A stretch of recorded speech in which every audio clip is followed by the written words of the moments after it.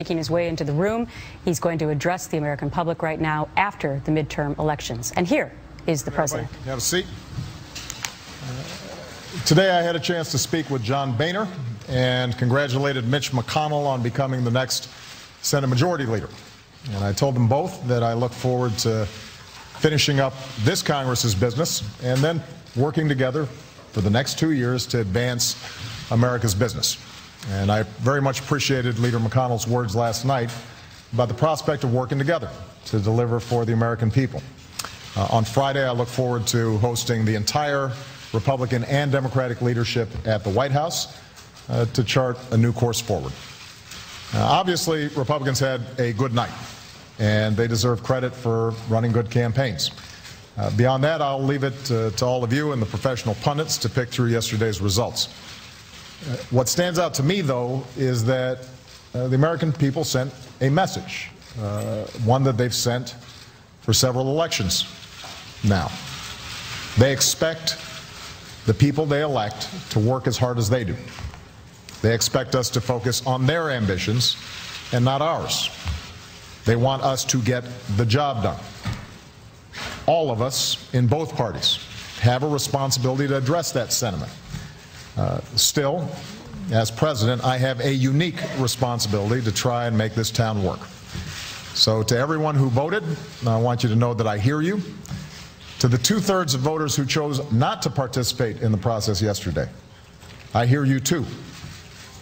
All of us have to give more Americans a reason to feel like the ground is stable beneath their feet, that the future is secure, that there's a path for young people to succeed, and that folks here in Washington are concerned about them.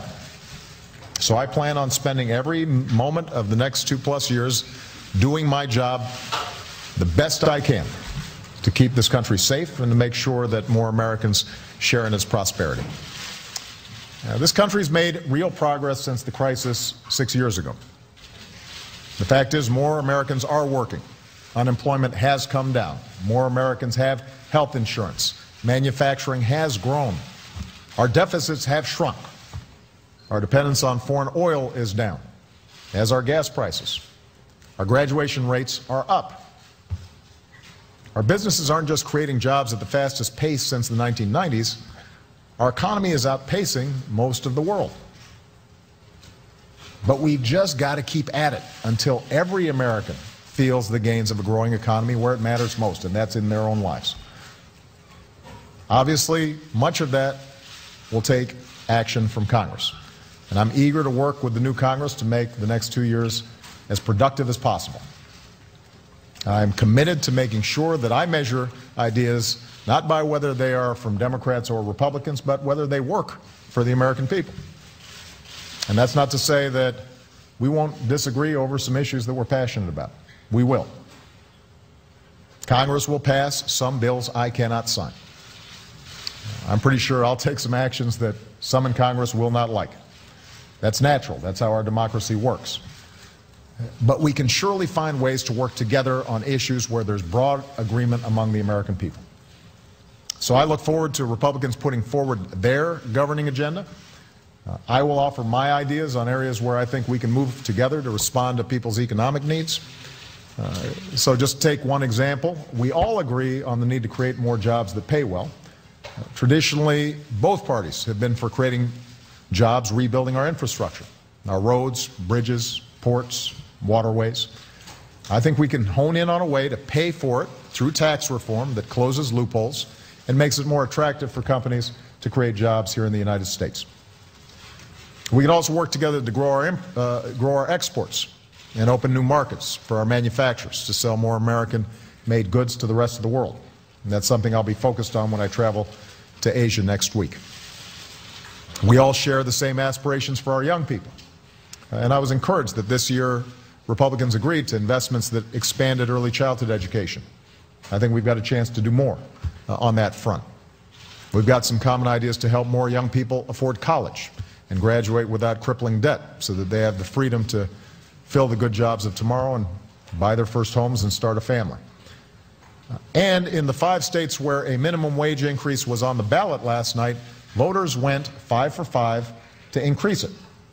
And that'll give about 325,000 Americans a raise in states where Republican candidates prevailed. So that should give us new reason to get it done for everybody with a national increase in the minimum wage. So those are some areas where I think we've got some real opportunities to cooperate, and I am very eager to hear Republican ideas for what they think we can do together over the next couple of years. Of course, there's still business on the docket that needs attention this year. And here are three places where I think we can work together over the next several weeks before this Congress wraps up for the holidays. First, I'm submitting a request to Congress for funding to ensure that our doctors, scientists, and troops have the resources that they need to combat the spread of Ebola in Africa and to increase our preparedness for any future cases here at home. Second, I'm going to begin engaging Congress over a new authorization to use military force against ISIL. The world needs to know we are united behind this effort, and the men and women of our military deserve our clear and unified support. Third, back in September, Congress passed short-term legislation to keep the government open and operating into December. That gives Congress 5 weeks to pass a budget for the rest of the fiscal year. And I hope that they'll do it in the same bipartisan, drama-free way that they did earlier this year. When our companies are steadily creating jobs, which they are, we don't want to inject any new uncertainty into the world economy and to the American economy. The point is, it's time for us to take care of business. There are things this country has to do that can't wait another 2 years or another 4 years. There are plans this country has to put in place for our future. And the truth is, I'm optimistic about our future. I have good reason to be. I meet Americans all across the country who are determined and big-hearted and ask what they can do and never give up and overcome obstacles. And they inspire me every single day.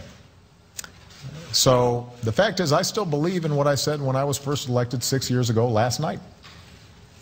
For all the maps plastered across our TV screens today, and for all the cynics who say otherwise, I continue to believe we are simply more than just a collection of red and blue states.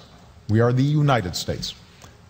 And whether it's immigration or climate change or making sure our kids are going to the best possible schools, to making sure that our communities are creating jobs, whether it's stopping the spread of terror and disease, to opening up doors of opportunity to everybody who's willing to work hard and take responsibility. The United States has big things to do. We can and we will make progress if we do it together. And I look forward to the work ahead. So with that, let me take some questions.